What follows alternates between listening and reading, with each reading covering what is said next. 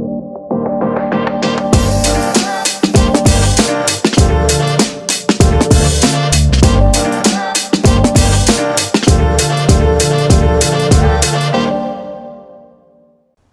everyone and welcome back to Beach Volleyball Podcast, Beach Secrets. Here we have a new guest, 3-time AVP best blocker, AVP Team of the Year, Most Improved, 7-time AVP champion, Manhattan champion, multiple World Tour medalist, and one of the most physical and technically sound blockers, and a good friend. He's a volleyball geek, loves to talk volleyball.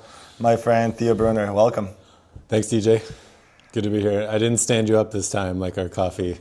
Yeah, Theo so and I had a plan to have this like a volleyball talk, just to talk like technique and some advices, give each other, and just learn from each other. And we called it a volley date. And he stood me out. He probably had better opportunities. No, we could. I was just juggling. I know how to juggle 3 balls at once, and now I have like 6 in my life. So. Just shit like that is happening all the time. For sure. So. You're a volleyball player, but obviously you're a dad, right? You have two daughters? 2 daughters. How old are they? 6 and 3. Nice. Almost 4. Freak athletes for their age. I mean, it's hard to tell, but I think they are. 0 interest in sports or volleyball yet. So nice.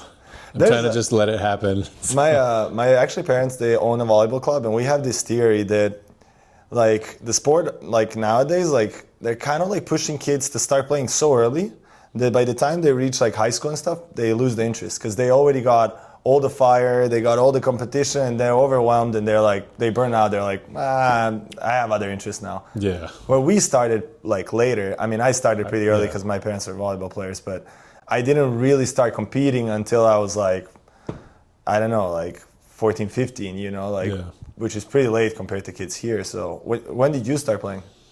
Man, well, I was lucky because I grew up in Connecticut, so there's not a lot of volleyball there.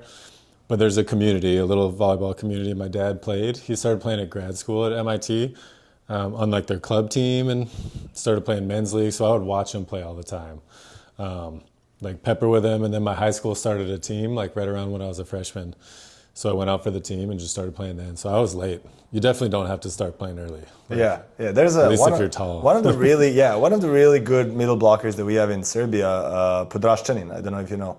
He played for our national team for so long. Yeah. I played against him. He started really late. Like he started in high school, I think. Yeah. Like, like for Serbia, that's super late. Like by high school, you're already in the senior team, and you're like, he started pretty late, and I think currently, he stands the record for the most matches in our national team. So, wow. Like, it doesn't matter, I think, when you start, as long as you're like, when you start, you know that you want it, you just commit it. Yeah, for sure. So you played overseas indoor? Yeah, I played 2 years in Greece. That's where I met my wife. Okay, nice. And then I was lucky. We had like a really good setter. My first year there, Prislis, he set for like their Olympic team. When I think they might have beat us for bronze in Athens, something like that. Mm-hmm. But anyways, he made me a hero, and I was a really good attacker, terrible blocker back then, and got recruited to go play A1. So for a middle, like not being on the national team, I was like pretty happy with that. Nice. So I played in Verona and then Ravenna, but I played against Podraščanin, however you say it. He was on Macerata, I think, at the time. Yeah. And yeah, he was just a big boy, and like one of those guys you could just rely on to just be huge up at the net. Now I'm curious, like you mentioned, you were a good hitter and not so good of a blocker, and terrible blocker. On the beach volleyball, you're considered one of the best technical blockers, and like you're quiet, and then you make late moves. Do you think that what you know now would be super useful in indoor, or it's just a different game because beach volleyball is a little slower? So we would have gotten, if you're talking to me about blocking, we'd get to this eventually. So we'll just get there now. It's like, I was an amazing hitter. Like I think I was first team All-American 1 year in college, but it was because I took like another set per game, another kill per game than every other middle in the country, and had the second highest hitting percentage, like 531 or something. Like that was my specialty. Nice. I see it's popular now, but I was just running like all the like lobs, and I would call my own set with my setter. It was like the greatest thing ever.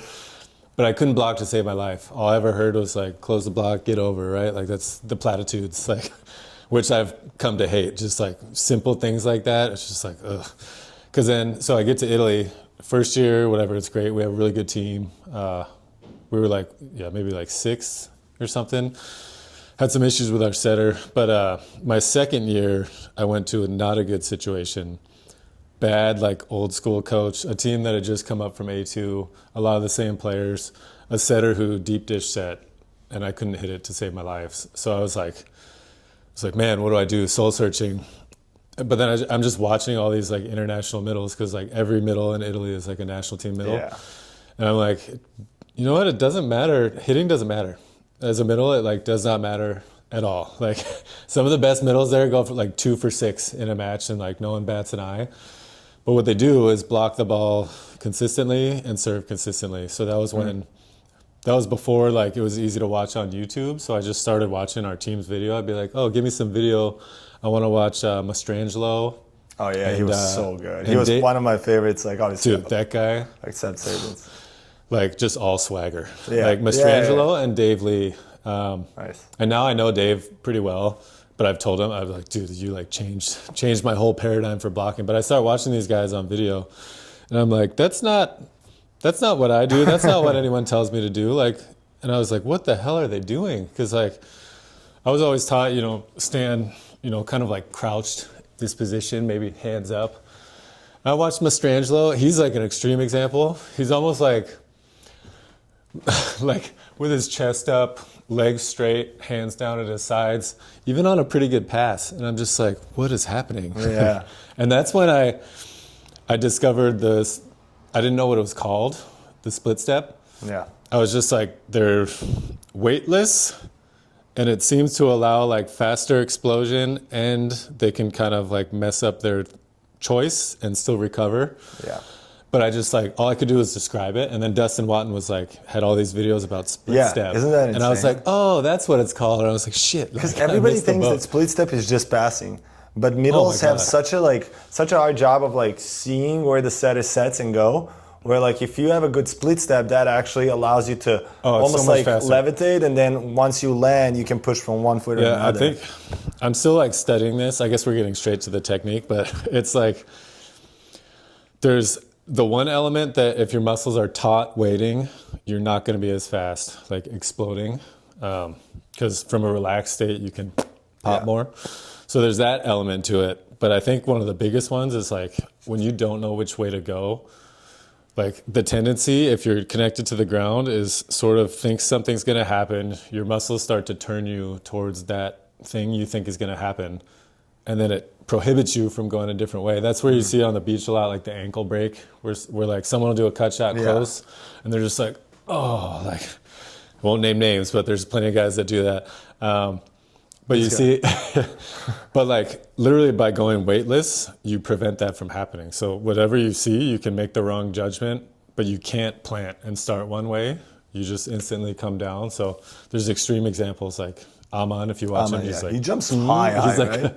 So he's not like instantly running, like maybe some players that are really gifted at staying on the ground, but he never messes up. He never makes false moves. No, that's true. And he can sort of make a dive in every way, and he's a freak athlete. So when we already jump into the split step theory, I play a lot with it, and what I notice is that pretty often, like, which I think it's a problem, is I end up in the air when the attacker contacts. So by the time I land, the ball's already halfway, and you can clearly see that by the time ball is halfway, I just landed, I'm moving, but that's exactly the time that I'm missing to actually make the dig. So do you think that we're supposed to land right on the, like if I would go slow-mo, would you like let's say as a coach, would you tell your player to like land right when the attacker is touching the ball or earlier or after? I would say maybe in a perfect world, you're just coming down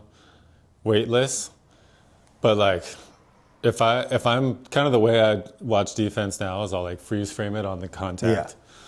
Yeah. I would say of the top defenders, the vast majority are not on the ground, like flying. Yeah. So, but they are in the air. They're in the air. Yeah. In the air. Like now, a lot of times that's like shuffling. That's not necessarily.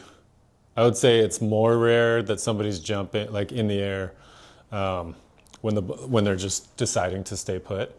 but you just don't see a lot of people deciding to stay put at the higher level. But I'm not rigid with any technique. Like there's multiple ways you can be a pogo stick, like Aman. You can like Perisic is really good. He just kind of like is super loose and relaxed. But the one thing you don't see and you don't want to see is like false moves, or like you try and dig it here and then it's over here and you miss it. Yeah. Like he's super calm. Kristen Ness is probably the biggest example of just like, she just makes like the one move pretty consistent. Who's like, for example, like opposite from split step is Guto, I think. Like Guto just like, he like just waits, and his knees are pretty close to each other, but like he's so good in reaction. Yeah. So there are different ways, but I think like split step can be really good and it can also kill you. And I'm currently working on that. Yeah. But something that I heard now from you, but also I heard from Andy a lot, is like just being like line block where you just wait usually doesn't work. Because like you get so stuck, and I think Eric Beranek told me that if muscles stay in one position over 6 seconds, it just like it gets too stiff. So you almost like, if you go down and you just wait there for too long, just your legs are just gonna like, ground, and like you can't really like you connect too much to the ground. So like just at least being able to like go down right before the contact and not just just be low the whole point, and then you can't really move. Yeah, it's something I've always been like very interested in defense, but it's like so complicated. I know exactly how it looks. Like I can. The tricky thing is I can see somebody and be like, oh, they're a great defender after 2 plays. Like the Swedish kids, the young kids, I literally watched them 2 plays, and then I made like $200 betting on them to win all their matches in the challengers they played. I was like, oh my God, their defense is like perfect. But how to like teach that or help somebody with that is so difficult, because it's like really complicated, because it's not only their own personal like physiology and what they're comfortable with. There's a really strong mental component for like if you do all the right things here, but you're not like completely keyed in on what's happening, and almost me. Like lose yourself in just watching, you're it's like effed. It's so hard to separate vision and like trying to read what they're gonna do and kind of just notice, oh, they're tight and the poke is here, I don't need to do anything, compared to like what you're doing. So what happens to me is like if I'm looking the ball, usually my split step happens early, like what I just told you, or late or whatever. And then I'm not balanced. And then I'm thinking, okay, what am I supposed to do with my feet and my body, get my arms out? But then I completely lose what's happening there. And then they like shoot over. And I'm like, that was so easy. I just like, if I actually pay attention. Yeah. So it is really hard. And I feel like people don't practice defense enough in details to make changes. Because like, everybody practice defense like a little bit, like somebody comes on the box or we're gonna go through the game. But to learn something, it doesn't count. Yeah. To learn something, it takes so long, like to change defense and like improve, and blocking too. Like everybody practice blocking from the box, but like what about when you need to make a step? What about late step? What about show and take? What about when the ball's a little off, a little tight? Those are all reads that you need to make good decisions. Yeah, and it's a different sport. That's where you're so good, I think, in reading. And that's where I think the best defender, which in my opinion, the best defenders is Perisic. Watch his eyes. He's been my biggest fan. He's like, if the ball's off, he knows it. If the ball's tight, he knows it. Like that's it's the thing, such a good read. Because I'll try and teach people like that lateral shuffle that you see everyone do, but then you immediately get to the point where it's like, oh well, now they're just doing it. Yeah. But it's something you like Perisic. You'll never see him like. Very rarely see him lateral shuffle if there's not like a really good chance that someone's gonna hit it sharp. And then he's just got that spider sense where he's just like, oh, they're in trouble, and then he's just like perfectly calm. He can collapse to make a dig or like run to an average line shot. But just like puts so much pressure. My old partner Lazar was playing similar defense like Perisic. Like priority was always like, what are they comfortable hitting from this position? And then he runs it. Yeah. And just as an attacker, you feel like, if I slow down and just go a little lazy, he's going to eat me alive. Yeah. So like every attack, you just have to hit perfect if you want to beat him, which creates a lot of stress on like, like it's always you against him. Every single point. It's not, there's no like easy points where you like see him move early and you're like, oh, that's an easy point. But anyway, we went a little too far with technique. I want people to know your story a little more. You played with a lot of partners. You've been playing beach volleyball. For how long? Like when did you move from indoor to beach? Indoor to beach. I mean, I played a little in the summer at college, whatever. But 2013.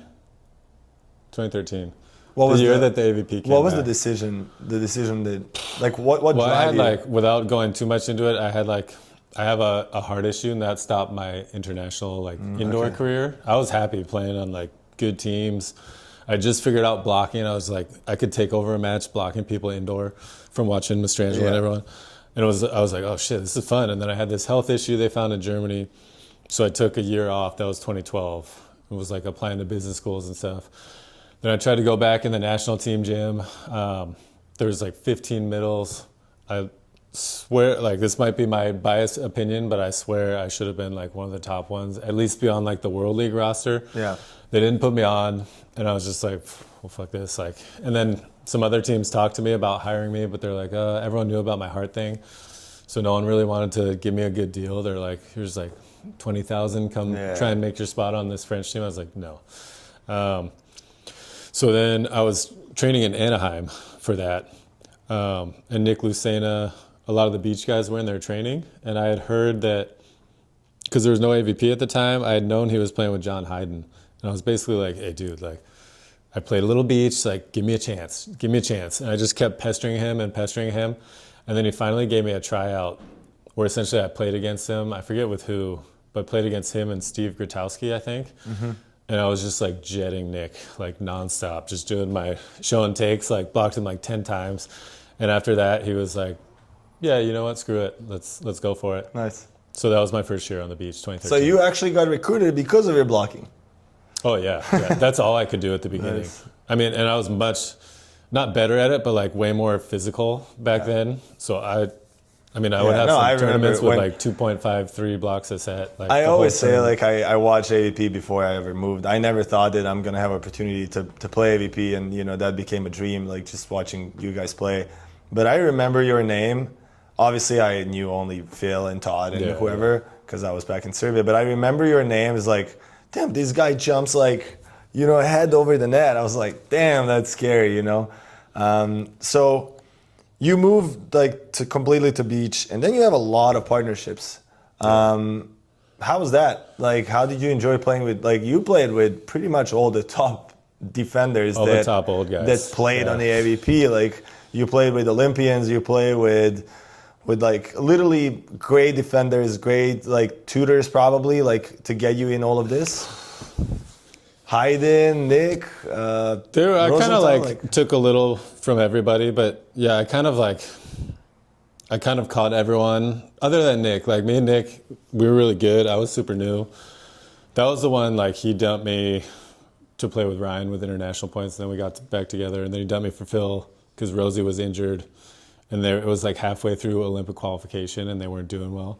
But other than that, like it was, guys kind of like little towards the end, and maybe not. So I was basically like the whipping boy for most of my first partners, which was not fun at all. But I mean, it ultimately ended up kind of, I guess, leading to my success from age 35 to 39. But more importantly, just like giving me a much better picture of like who I am, how I see the game, and like how to assert myself. And I wish, obviously, I could go back with all the lessons I learned and play with all those guys again. But it was hard. It was hard because like there's not like a structure in beach. It's just like these strong personality, old school type guys. Yeah. And just like, and you came from indoor where doing, and I'm like, tell me, you used the structure and like you used the coaching and it was just different. Like, it was different. So, but it was cool. Nice. And then when you play with all these different people, were you trying to kind of run similar way of playing since like this is what fits me? Or were you like, do you feel there was like extreme difference between like playing with Nick, playing with Rosie, playing with Trevor in the end, right? I mean, yeah, there's differences with everybody. But I was pretty lucky early on. They were all really good defenders. So like with Nick, I could basically call whatever I want, and we had one of the best defenses around, probably in the world too, like as we played more. Todd ran the old school, like essentially take everything on a line block, and then once in a while we'll run angles. but I would try and mix it up more. But you've seen a comeback of that style, by the way. And then Hayden was Mr. like smoke and mirrors. So we had a great defense too. But then it changed because then I was playing with guys that are less like, more like really good side out and just competitors, and less like they can take the game over on defense. Yeah. So then I had to kind of adjust to that style as well. So Which if you think about it more and more, it's like what World Tour is. It's like people are so physical now that like they're gonna side out, and you have to side out. Like it's not that easy. Like you don't see that often anymore that somebody takes over the game with defense. Like Swedish guys, sometimes they have a little run on like blocks.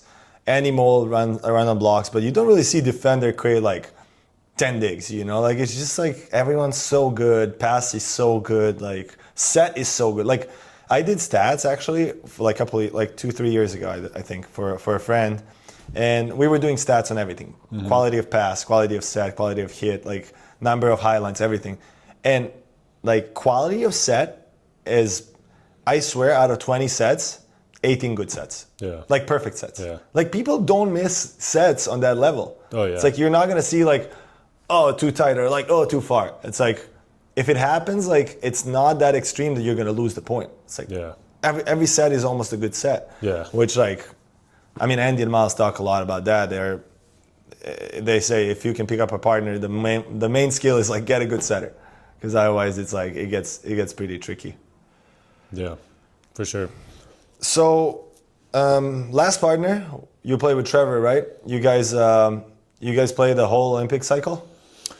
We did, from like the day after it started till the end. Yeah, so last year. So how was that? Like when you guys committed, was it like we got it or let's try? And then how did it fluctuate? Because you guys were riding the wave for a really long time, right? It was literally at the end that you lost the race. Yeah. No, it was tough. I mean, at the start, we both got the knives. Like I was happy playing with Kame, and we were like our last 3 finishes were really good. Yeah. So we were like guaranteed the first bunch of elites. So I was like, sweet, like just work my ass off. Me and Kame, like we have a great shot, starting from the top. But then he didn't try, like whatever. Yeah. Gave us the last second little thing. I got a phone call. I was just like, I see it's Kame. I'm like, okay, he's not texting. I was like, just do it. And then he's like, I was like, just whatever. See you, motherfucker. Like, we're still friends. Yeah. But I didn't like him for that year. And then it was basically like, I was like, oh, like Miles, like Trevor. I was like trying to figure things out. I kind of had a feeling that me and Trevor would be good, but he's one of those guys that no matter how much you watch him, you're just like, he's not that good. Like, but he just keeps winning, and I like know that. I know as like a volleyball person, I'm like, he's really good. But we got together. I think nobody was expecting us to be that good. Certainly, like I think people had us at like 4 or 5, maybe, or like a breakup team. But immediately, as soon as we started training, I was just like, ooh, like we're at the time the top. But I knew Andy and Miles were going to be a problem. But I was like, I could tell immediately we were the next best team. I do like that you guys were called villains. I was like, oh, like, like villains, because you guys were like just out for blood because everything that you said. And, that was kind of what you guys were. But you started so strong that like people, like straight away you put a statement, people are like, damn, that's going to be a really hard team to stop, because you guys' side out was, like almost that was perfect. our one. Like we play against you guys, like me and Brian. And I remember Brian's huge. And I remember I was like, I don't know who to serve anymore. Like we serve you hit over Brian, which is ridiculous because Brian's huge. And then we serve Trevor, and Trevor just see Brian, like hits low, hits high, hits a high line, hits like, I'm like, damn, like, everywhere I go, he just like, it felt like he sees it, which Trevor is amazing in side out. Oh, yeah. So it's just like, you guys as a team, I feel like the side out was so good. You're already such a good blocker. Trevor is a winner. And then on top of that, what I like about your team was like, I don't know how much Trevor follows like games and stats, but I know that you're a really big brain of volleyball, and like using all the skills that you guys have, plus being a good side out team, you just need to give a little bit of your knowledge on like, oh, this team likes this team likes that, and you already have like 3 steps in front of them, plus you have a good side out. Yeah. No, we were awesome. That was the most fun I've ever had playing volleyball because you talk about like with different partners, there's like some people have like we all have like needs that need to be met. But me and Trevor are just like, so I'm like kind of a problem for people sometimes because I'm so just like overly relaxed out there.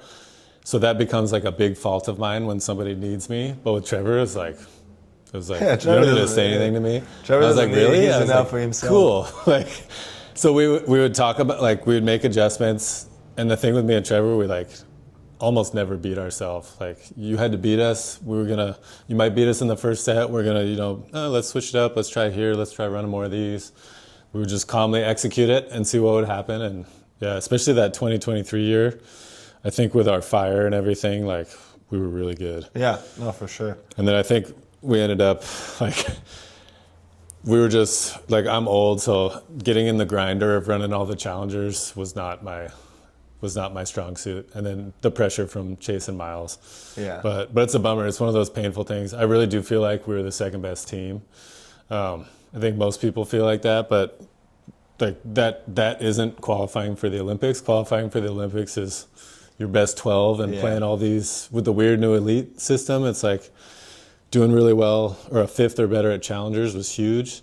And we missed out on like 3 of those that would have made the difference. Yeah.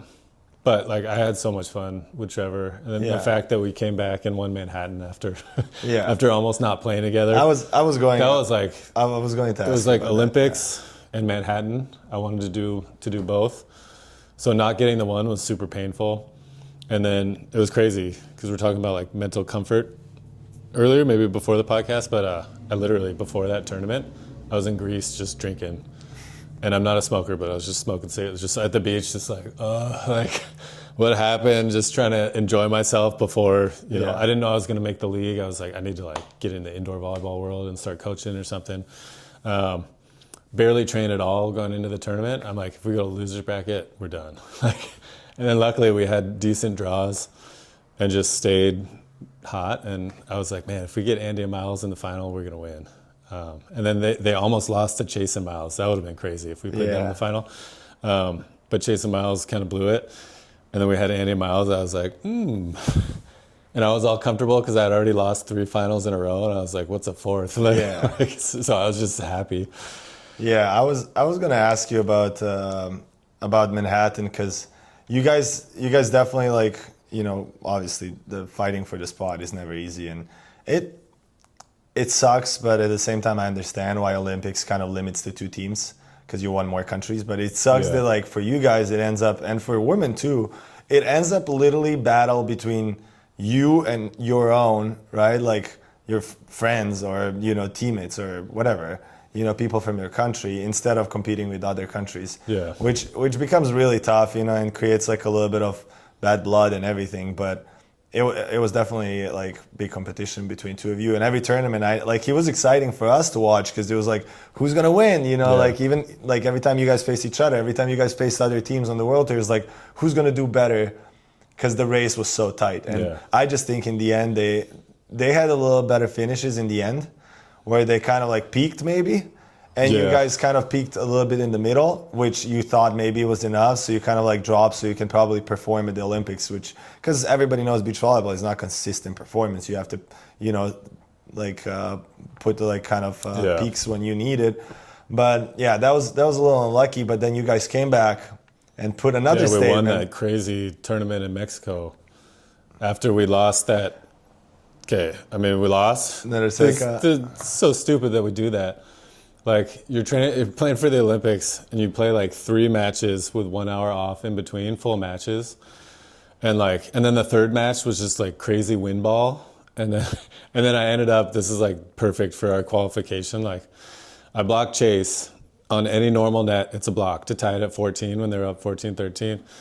But because it's all windy and it's like random Manhattan net, it's curved. So I block it onto the bottom of the net. It rolls like 3 feet. You can look it up on YouTube, and then lands like this far out of bounds. And me and Trevor were already like celebrating, and then we're just like, But dude, it was the crazy. Norseca qualifier, right? That was to go to that was basically the big for a free challenger gold. So yeah, those points are insane. And I remember and at that time I didn't understand what it meant, but I was like, why am Alice and Chase so happy about this win? It was huge. It's if we won race. it was over for sure. Because but they did. I mean, they like I said, I think we were clearly the better team, but they put together their January to whatever June-ish was impressive, and their November, because they sucked in 2023, and then they go play these Asia tournaments. They were weaker tournaments, but they still they played really well, and you could tell their system was starting to come into play. And that was one of the things I was like, Trevor, they're playing good, because I watched enough. I was like, dude, they're not like what they were in 2023. I was like, we have to kind of respond, and I think we were both so just melted down from 2023. We put so much in AVP and everything that we kind of chose rest instead of keep pushing and maybe go to some of these Asias.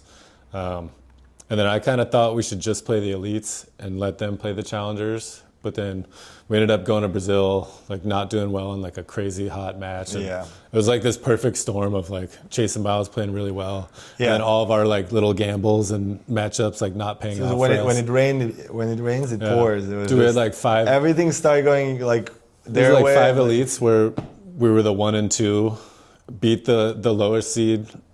And then normally, you see with the other teams, you always make it out of pool like that, but we would always lose the 3-way tie break. So it was just dead. But it was cool because it was just this extreme form of adversity. And I have all this stuff. It was just a crazy thing to go through.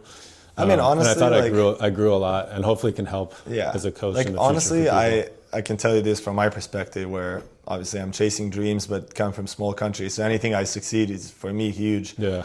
But just being able to be a part of that race and just having that good of a chance to go to Olympics, for me, it's amazing. And I would do everything to have a chance that you had. So I know some people consider that not succeeding, but for me, you guys being there, that's a success. You were so close. And again, I'm saying you guys would be in Olympics if US can have more teams, which ultimately means you're there. So for me, again, congrats on that. That's amazing, amazing thing in career. I think, in my opinion, that might be the biggest thing you achieved, is just being that close. But then there's an interesting success you had.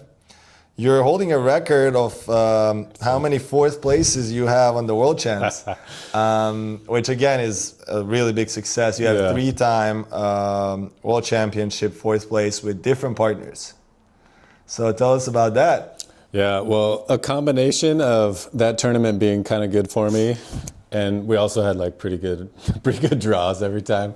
Hey, you can't have good draw. I mean, it's not the greatest draws ever, but we didn't have to beat that many. We didn't have to go through the number 1 and 4 team every time to make the semis.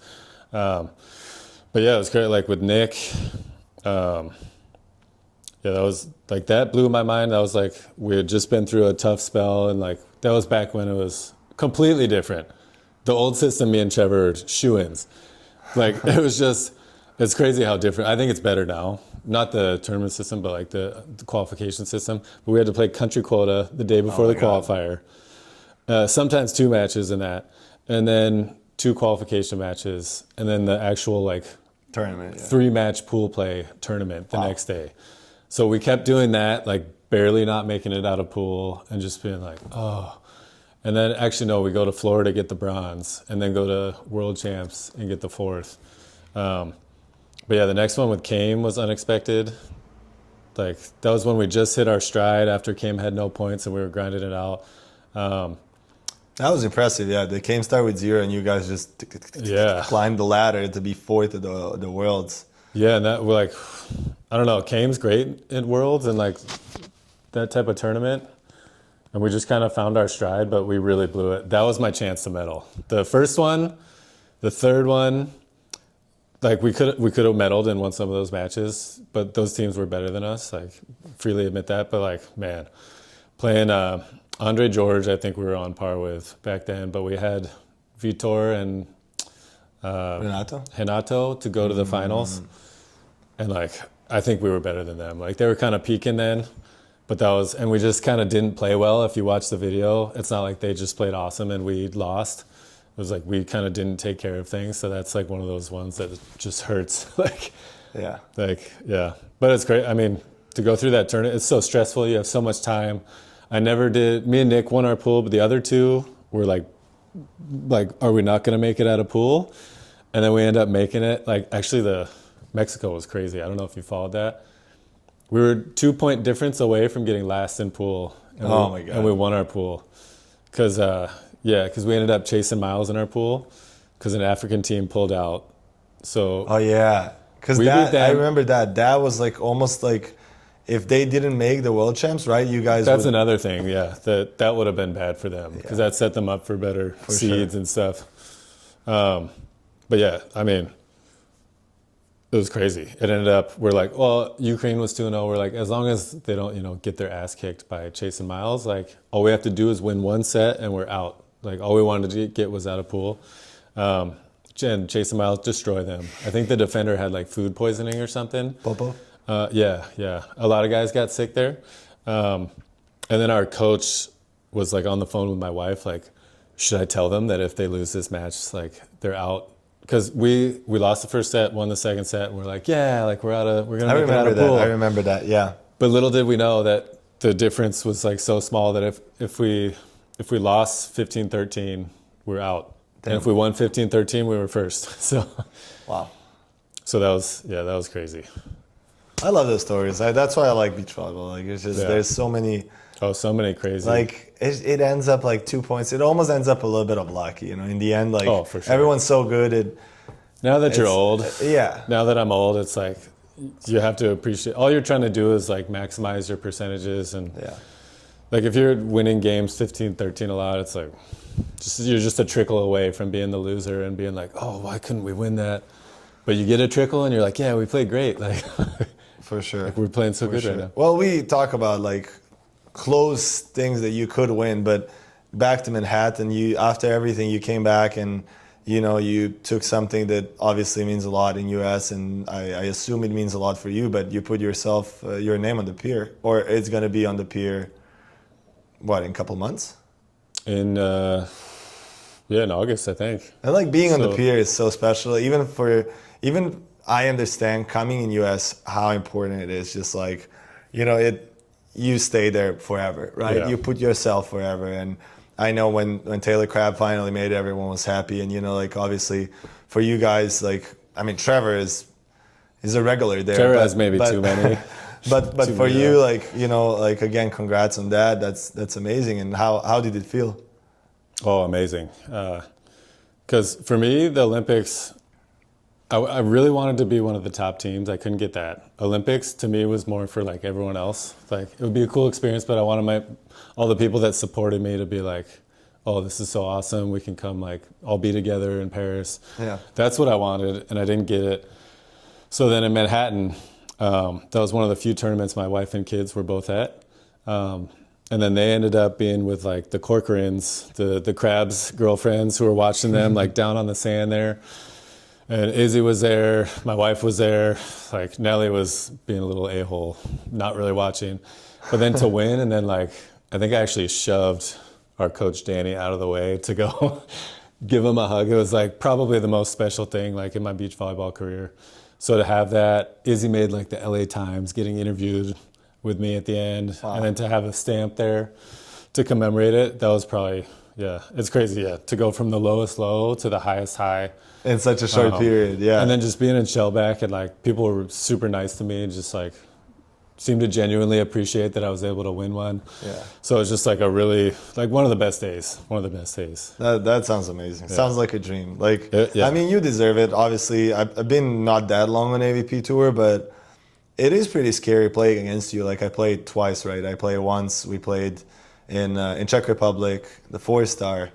And then me and Brian played on AVP. And I remember it's just like you being that big on the net, it's scary. So I don't think that anybody was surprised when you won it. People are like, yep, Theo is currently top 3 blockers probably in the country, and like it kind of makes sense. You guys are winners, especially after the race. You probably had like a little bit of fire to like, you know, like I want to prove that. And Trevor said it right after. He's like, we just wanted to prove that we're the best team here. And that kind of like, it's funny, but like, it is a little bit of like, you know, like just getting your engine there and being like, okay, we have something to fight for. Yeah. And it's really nice that you got it. So, so after Manhattan, that was kind of, you know, you guys played Chicago, right? Played Chicago. Yeah, that was like, I don't even remember that one. That was crazy because there was like the shove match. But we should have not even made fifth. We had like a crazy, that was the drama where I celebrated because I thought there was going to be, the match was over. Yeah, I can't believe, like, for me, because they had told us that, like a few years back, they're like, no, you can't touch people or else you're gone. No, so like, I was like, we win. And for me, this was clearly end of match. Like, and then they're like, red card, Trevor Crabb, and I was just like, what the fuck? And then even that match, they were like, we beat their ass in the first 2 sets, and they were like super. They had like some nice serves, but they were very lucky to push that to 3, and then we lost. Then we had to play like 30 minutes later against Troy and Tim, and we were like so dead. That's one of those matches that we gave absolutely everything in the tank. We're like just sweating, no nutrition, just like pull out the first set, then we barely lose in 3. But that's one of those matches that I'm like, I gave absolutely everything. So that was such a weird tournament. But yeah, we got a fifth. I had that. It's interesting. I can relate to that. I had that. Actually, in that tournament, it was, I think Huntington, we played against you guys. We qualified like 3 matches in the qualifier. Then we played you guys, we lost. And then next day we're playing Cody and Chase Fishman, and we beat them. And we like really fought. Like I really wanted to prove myself. We win that, and we go to 10th. I'm like stoked, like finally won like important match against a good team. You know, and I'm looking the draw and I'm talking to Marine. Marine's like, hey, you're playing like 40 minutes. I'm like, what? He's like, yeah, you're playing Chase and Moss. I'm like, I have no strategy prepared. Like I'm not ready. I usually take an hour warm up. So if I strategize, I'm gonna have even less. So I actually told her to look the video. Didn't even have time to look the phone after that. So she did the strategy, but I didn't have enough time. I go to warm up court and I try to jump, and I'm jumping half of my regular jump. Yeah. I hit 2 times in the net, and I'm like, oh my God, this is gonna be brutal. Because all the energy like went out probably with emotions and obviously like giving your best. The like next match wasn't even a match. Like it just felt like we're trying, but like there's 50% in the tank. So I understand that there's just some matches where we really like, and that's and it's gonna happen less and less. Now there's the league. Yeah. Even the international, it's like less matches now, but still you always end up in beach where you have to be good when you're not feeling good. Yeah. That's one of the things with Andy and Miles. Like I wanna like get them really tired sometimes, so they have to find the like wait. Before you continue, that's news. I don't know if people know, but you decided to go to coaching, and straight away you got the best team in the USA currently, Andy and Miles. So. I consider myself a glorified ball boy. So, but me talking to Miles, he was on the podcast, right? And I talked to him a lot as a friend, and he always valued only couple people in their volleyball knowledge. And every time he would mention Andy, him, and you. And he would always put you in the same boat as like just a volleyball geek and just knowing and, you know, exploring and learning. And he was always impressed by that. And it makes so much sense that probably he gave you a call. I'm curious who gave you a call, but how did you feel just like getting a call from the best players and being like, hey, we think you can help us? Awesome. I actually I saw Andy in the gym and I was like, oh, what are you guys doing for coach? That's when I had like no plan with my life. And he's like, oh, actually we were thinking about talking to you because we don't really have anyone. And I was like, really? I was like, wow, that would be so cool. I had like sort of in the back of my head, I was like, man, that'd be cool if I could do that. And yeah, saw him in the gym in like December, and he brought that up, and I was like, wow. And then they talked about it, and we talked, and decided to go through with it. I don't know if I'm going to last the whole time. Maybe I'll get axed, but it's just a great opportunity for me. Like, if I'm going to get in the coaching world, it's like, what better opportunity than these guys? How do you say golden platter? How do you say that? It's like it's golden platter, but there's like whatever. It's a lot of responsibility. The cake could have some poison in it as well. It's like, hey, There's great chance, but you better, like match it with, results. Otherwise, like, it's a lot of risk and pressure. Yeah. Yeah. But congrats on that. So you accepted it at that moment. Were you already thinking of like, okay, I want to put coaching at the first place and playing at second? Yeah. Yeah. So like you already knew like I'm actually looking for an opportunity like this, so it came in the perfect timing, or did that kind of influence on like, I was thinking about kind of stepping from playing a little bit and just putting priority on coaching? It's a complex thing between like me as an athlete, I have responsibilities to the family. Yeah. And like thinking about my future. But I really did after Manhattan in the league. I was like, I had kind of felt like my striving to like be one of the best was at an end, and I like had a good run with it. So from there, I was like, can I help some younger guys get good? Can I coach? Because I want to take the one thing I have like a big passion for volleyball and learning and watching stuff and trying to find value. Beach volleyball, indoor volleyball. So can I make that into a career? Yeah, for sure you can. And so, yeah, beach is tough though. So it became this like, okay, it's the AVP league. I don't want to put all my eggs in one basket trying to make this thing based off these small tournaments. So like, can I somehow find this mix of playing, coaching, and make it work? And so Andy and Miles, that was like a big piece. Is like, oh, okay, that's like small amount, but like a significant portion of income. And then if I play some and I get these other private lessons, clinics, stuff like that, maybe I can, patchwork, make it work. So yeah.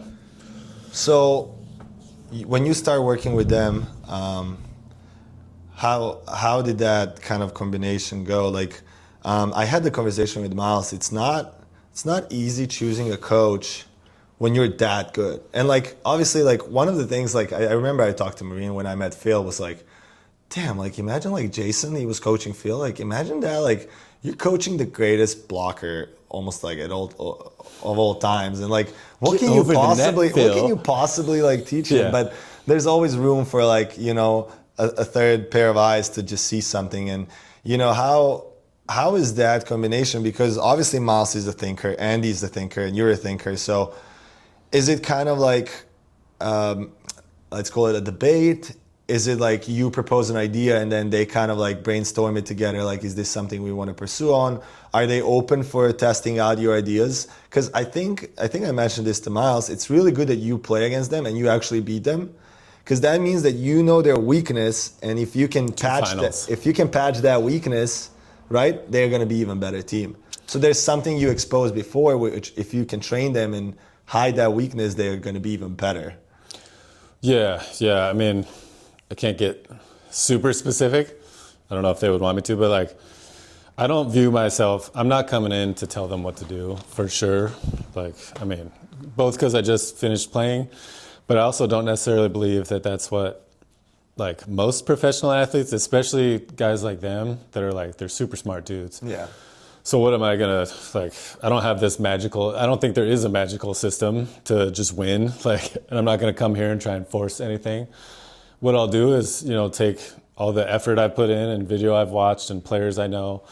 And I think I have a good eye for just, like, I view everything as just this organism of efficiency. We're just trying to get a little more efficient in all these different ways. I'll try and see, like, areas I think they could improve, and then offer suggestions. Yeah, it's usually a conversation. And I also view my role as, like, those guys are so smart. But it's like, anytime you have two analytical people, it's like a blessing and a curse, because you can just overanalyze things and end up chasing things. Whereas I kind of view them as like, they're so good, like they really don't need to change much. They have the ability to change things when they wish, but I think that's like the next step for them is taking like, oh, they can do all this crazy stuff. Like they're so good at so many things, but like, how can we get it just so when you play them, you're about to run into this buzzsaw where there's like, they're going to impose their will on you and there's nothing you can do. Yeah. That's my dream for them, is helping them find that. Like you've seen with Norway in the past and Sweden. And that's why it's fun. It's like the ultimate like puzzle. And then I'm very like aware. Can I add value to them? I don't want to be a detriment to them, I'm very aware that like I'm new at this, and if a drill sucks, I'm just like, shit, like that sucked. But I don't even think they care about the drills as much as like getting value, like finding their value. I think they're also smart enough that like they would probably tell you what they kind of want to work on, or like what their goal is for the practice. Yeah. So you can definitely like shape a drill according to that. But I think when I talked to Logan, he mentioned Mark coaching him for Manhattan. And he said what's good about Mark coaching you for a tournament like that is like Mark recently played and he knows all the players because he played against them. Yeah. Which again relates to you. It's not only that you're a technical coach and you're going to help them play, but you face a lot of teams on the World Tour and on AVP, but let's focus on the World Tour. You know the teams. Like yesterday you played, like a couple months ago. Yeah. So like you know all the teams, which not only it brings value to a team as like, oh, you're going to help them with their game, but also like you already know a strategy halfway. So like you're going to watch more videos and like prepare, but hey, I beat these guys serving him to the left shoulder or showing and taking angle or, whatever, putting Trevor here. But you almost have now Andy, who is as physical as you, and Miles, who is, in my opinion, one of the best players in the world overall. Just technique, physical, mindset, like he's right there. He's amazing. You have these like two puppets that are freaking so good that you need to put them and use kind of what you think you would do, but they're going to do it, not to say like almost better, right? Because they're better. Just physically. I mean, they're already like, I like to think, if I'm, being all biased, I think the last couple of years I've been, one of the tops. But like, if I'm like here-ish with like an Andy, I mean, he's younger, he's getting better. Like he's better than me. He's better. He's going to be better. I acknowledge that, and I just want to help him. He might maximize not touch everything. as high as you. He might not touch as high as me. Are you still holding but the he's record? A little bigger. Are you holding the record for the highest reach? Somebody told me that. Well, I don't. That in US well, because there's never been hold... like anything official. I'll say this though, so actually the highest one I ever recorded, I was around 12 feet a few times, but. Or no, maybe I'd only been recorded at like 11:10 or something, but I took that year off with my heart thing, went to the indoor gym and like hit 11 and a half my first jump. And then I kind of felt my quad though. And then the next one I had like strained it a little bit. So I stopped, but I almost guarantee 12-ish, 12-1 on like my greatest day. Nice. But I could jump, jumping. But jumping's not everything in volleyball for sure. For sure. And I mean, I know that because my reach is not even close to the top players. But like, that's the part that I love about beach that makes me motivated and just kind of keep going is you don't have to be the tallest. You don't have to be the strongest. You don't have to jump the highest. You don't even have to be the fastest. There's so many players I like a big respect to Plavins. But like Plavins is insane defender, even at his age right now. And you never see him like lighting fast or jumping high or bouncing balls. No. But just he's such a strong player in his head. He reads the game. It almost feels like he knows what's gonna happen. Like a couple seconds in advance, and he's just standing there and just be like, okay, and then you're gonna move there, and I'm gonna go here. So you went for the cigarette reference. Right? That's what I've been working with Troy. I'm just like, imagine like you're smoking a cigarette. like he's so good. Not that anyone does that, but no. But I love that about the sport is like obviously it helps if you're physical, but that doesn't necessarily write you off because you're not physical. Yeah. If you find a way like to learn other aspects of the game, like hey, maybe if I learn a little more reading or set up a different strategy with my blocker, I can hide my weakness and I can still be great. And that's what motivates me. It's like. There's so many players who are chubby who are still so good. There's so many players who are short, they're still so good. Yeah. There's so many players that don't hit, like they're maybe injured shoulders or something, still so good because they see the court. Like there's so many ways to be good, And that's like beauty of this sport. Like indoor, I played indoor, right? I grew up playing indoor. In my country, Serbia is one of the best like countries in indoor, in women's for sure, and then men's. We used to be. It's like I was too short. And that was like a standard, like, you're too short to be outside, you're a libero, and I'm 6'4". Yeah. It was like, you have to be big, because indoor is all about power and height, and, there's couple good players that are not amazingly tall and jump crazy high, but most of it is just physicalities. Where beach is like, hey, it's not only physicality, it's actually more in your head. How much do you understand the game, how much you predict. So I think that's where you're so good, because you're not only tall and jump high, but like you understand the game. That's why it's so frustrating playing against you, because you can influence the game so much from the net and from like perspective understanding. Yeah, I'm definitely always, and as you know, once you're 35, like my vert, I'm probably not close to 12-1 now, but yeah, I always viewed it as like, until the Paris Olympic Games, can I get better faster than my body like gets slower? Yeah. And I thought I'd like more than exceeded that just through the method, because I didn't even use the handset, like handset passing, serving. Like I got better at basically everything. Yeah. So, no, it's crazy, because nowadays you're considered like a really good technical player. It's like, Theo, like he understands the pass, he understands like the technique. You got your like kind of curiosity for details got you so good on like, and actually like I can teach people and I understand what I'm supposed to do. And I think it all starts with curiosity. Like you have to have it in yourself. Like you gotta want it. Because I always talk to like people, it's like, you going to practice every day doesn't mean you're putting the effort. You're just going and doing. It's bare minimum. Expending lots of calories is different than like the right effort. Like you don't even have to go every single day, but putting a different way of work. It's like preparing for practice. You know, like kind of. I'm not talking about packing your bag. I'm talking about like, what do we want to work on? What is my weakness? Like kind of putting a thought process on like what can make me better. Then going to practice, then making the practice to benefit you working on a certain skill or in a certain team chemistry or a strategy that we want to try out, the defense, aggressive serving or strategies. Like just putting the plan and then working the plan, that's what I think separates the top. It's not just I go to practice. Like bare minimum is you go every day to practice. Great. Yeah. You think that other guys on the World Tour don't go every day or don't go twice a day in Europe? Most of the European teams like go twice a day. It's like, what are you putting more to catch up? And that's when I think about my game. It's like, damn, I'm like that's like one of the biggest motivation I have is like, damn, these Mo and Storm are so good. What the hell am I gonna what am I supposed to do to catch up? Like, if I just practice, they practice too. Like, I need to do more. I need to go like when I'm in the gym, I'm thinking of like, this is too heavy. I'm like, no, I need to do more than them. I need to like go more often. I need to put more video analysis. I need to, figure out, because they already got it. How am I going to catch up? Yeah. Otherwise, I'm just going to stay there and the gap is going to be the same or even bigger because they're playing on the World Tour and getting experience. So I think that part is what makes the difference, and that part got you so good, right? Because like you were trying to catch up, right? You were trying to like figure out. Yeah, and I was trying to.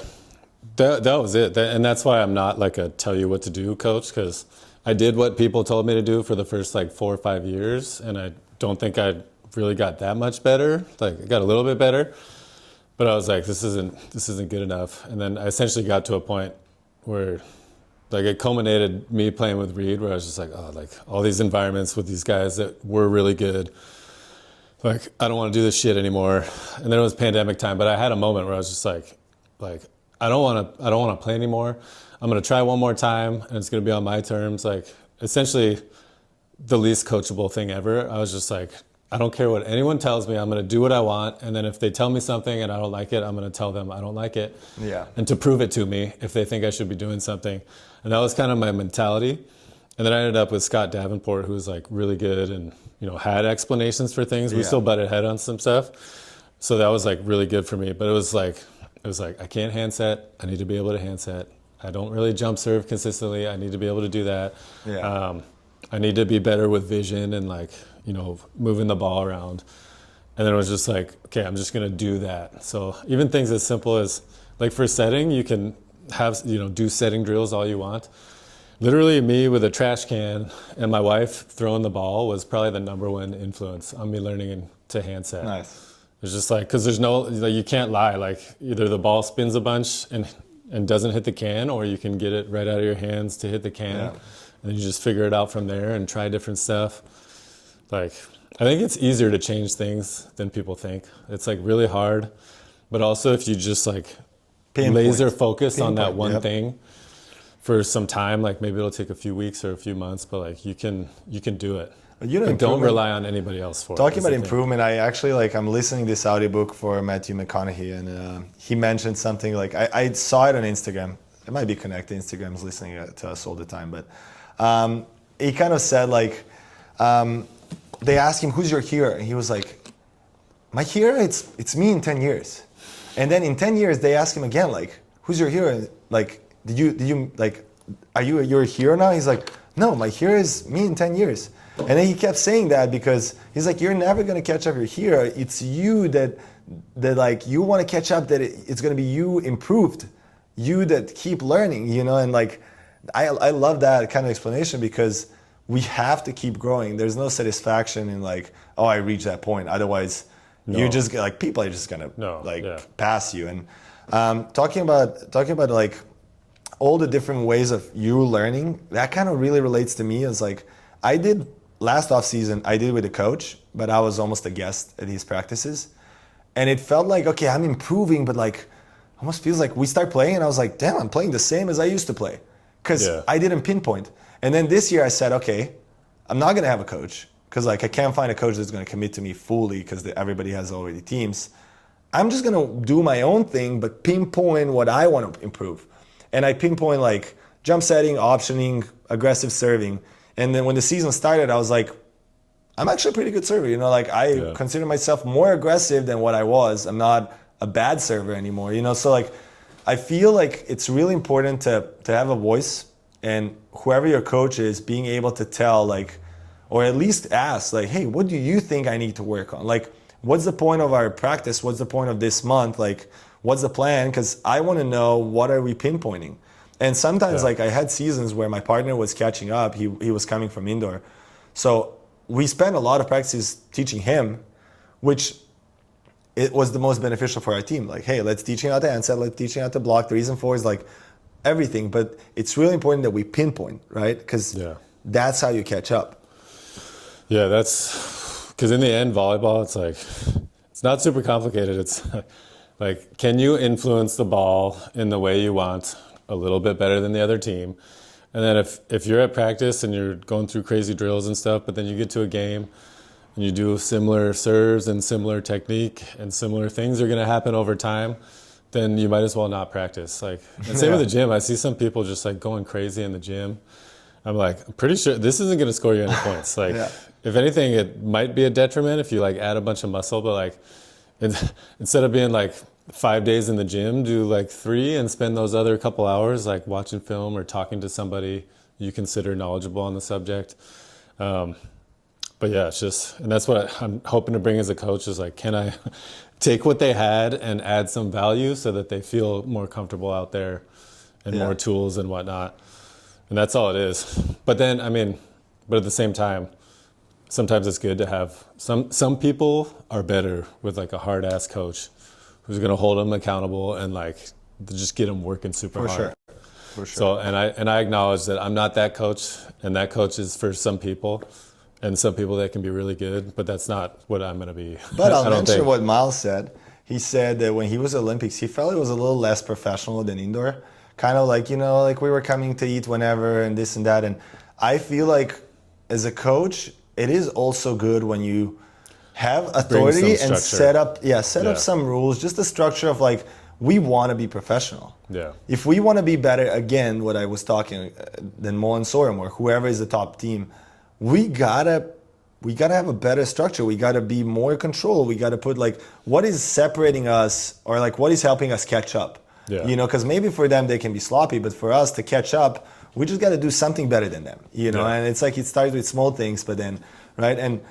And we're used to on beach, we're just used to be that guy of like, just on the beach and, like flip-flops and shorts, just do whatever, come late, like do a little bit of rubber, and, warm up the shoulder and start. But like, if you want to be professional and you actually want to go to, Olympics and win Olympics, you can't be that guy. That's a lifestyle, yes, but like, you got to be professional, same as indoor. Like, you got to go, you got to do your recovery, you got to like show up on time, you got to, have meetings, and you enjoy doing video sessions. Like, you have to be professional. Otherwise, it's not going to work. Like other countries yeah. have it like, you know. Otherwise, yeah. And I think USA, we need to change things around. But it's interesting because to some degree, as somebody who never had great like indoor coaches and everything, like I appreciate the fact that on beach you can just fire your coach. But it does suck now that I am one. It's like you don't get paid much, so it's like this terrible job. Like even with Andy Miles, it's like I can't just work on them all day because that's like, you know, a fifth of what I need to make in a year. So it's tough. But indoor, it's like you get a decent salary, you have the roster power. It's a totally different dynamic. So there's going to be some people that are unfairly like not playing and don't get the career they want because a coach thought some other guy was better than them. Yeah. Maybe they were or not, but beach, you get to prove it. That's yourself. why that's exactly those sentences. And that's why I left indoor. Beach, you get to prove it. And nobody can and take as a it away coach, from you have to prove it too, though. So you the can't beach, just nobody can take it from you. You come, you show up, you win, everybody shakes your hand. Yeah. In indoor, I felt like I was on the bench and I was like, just put me in, and then I would never get my chance. I'm like, damn, if you put me in, I bet we would win. Like, you know, like and then it's a lot of coaches' influence. Were you a libero? I was outside when I was on the bench, and then they're like, oh, you can be in the court if you're a libero. And I was like, I don't want to be a libero. I think I can influence the game more. I can spike and, you know, like win points because we were losing because nobody could score. We were still juniors. And I was like, okay, like I'm out of here because beach, I could do it. And people would be like, damn, you're good. I'm like, if you give me a chance, you know. Who were the outsides like 10 years ago for Serbia? Well, didn't they have a small guy? When they won Olympics, it was Vanja Grbić, and then I remember that. I think Vujović was there, and then after that we had Ivović. After that we got like smaller guys. Now it's Uroš Kovačević, who is like lefty, super crafty, and now we're getting younger and younger. But probably one of the last questions. Are we going to see more of Theo Brunner on the beach? How long can we enjoy you playing? I mean, I don't have anything set. Like I said before, like in my mind, pretty much after Manhattan last year, I was like somewhat out. But I don't like need to stop for ego reasons. Like if it's fun, I like it. I'd say I'm more interested by the coaching puzzle now. That's more of like a quest I would like to follow, or kind of helping guys out. But you'll see me maybe in the league if we make a semi next weekend. Maybe not. Is that a calculation that you have to do the semi? That's in my mind. I think we have a more likely than not chance if we make the semi. And then if we make the final, we're for sure in. Nice. But I mean, so there's both of the qualifiers we would not have made. We didn't make the semi. So there's still a chance for people to watch you next year? A small chance. Okay, small from chance. Andy and Miles' bench, or small chance is better than no chance. But there's no other tournaments really. I love playing against you and practicing with you, and I think you're great for this sport, and just having people who are that curious and actually care about learning, and then not only learning but sharing, because not a lot of people on that level that you are, that won tournaments, have all these awards that I mentioned, 4th places at the world champs.